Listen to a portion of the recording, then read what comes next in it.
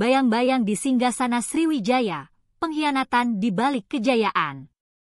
Kerajaan Sriwijaya adalah salah satu kerajaan maritim terbesar di Asia Tenggara, yang mencapai puncak kejayaannya sekitar abad ke-7 hingga abad ke-13. Dikenal sebagai pusat perdagangan dan agama Buddha, Sriwijaya berhasil menguasai jalur laut Selat Malaka dan sebagian besar Nusantara, menjadikannya kekuatan besar di kawasan tersebut. Namun, di balik kejayaannya yang gemilang, kerajaan ini juga menyimpan kisah kelam tentang pengkhianatan dan konflik internal yang mempercepat keruntuhannya. Salah satu peristiwa penting dalam sejarah Sriwijaya adalah invasi kerajaan Chola dari India Selatan pada tahun 1025.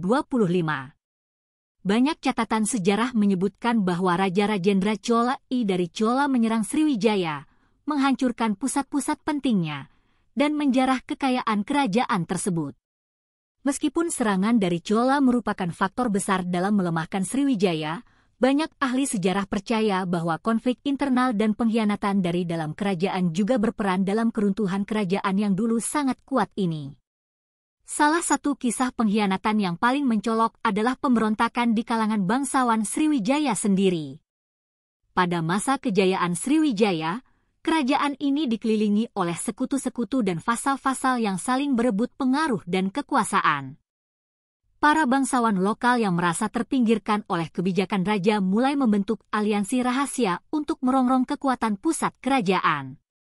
Ada dugaan bahwa sebagian dari mereka bahkan menjalin hubungan dengan pihak luar, seperti Chola, demi melemahkan kekuasaan pusat Sriwijaya. Pengkhianatan ini semakin jelas terlihat ketika Sriwijaya mulai mengalami kemunduran pasca serangan Chola. Alih-alih bersatu untuk mempertahankan kerajaan, beberapa penguasa lokal memilih memanfaatkan situasi ini untuk memperkuat posisi mereka sendiri. Ini menyebabkan ketidakstabilan politik di dalam kerajaan, di mana konflik internal dan perebutan kekuasaan semakin menggerogoti kekuatan Sriwijaya.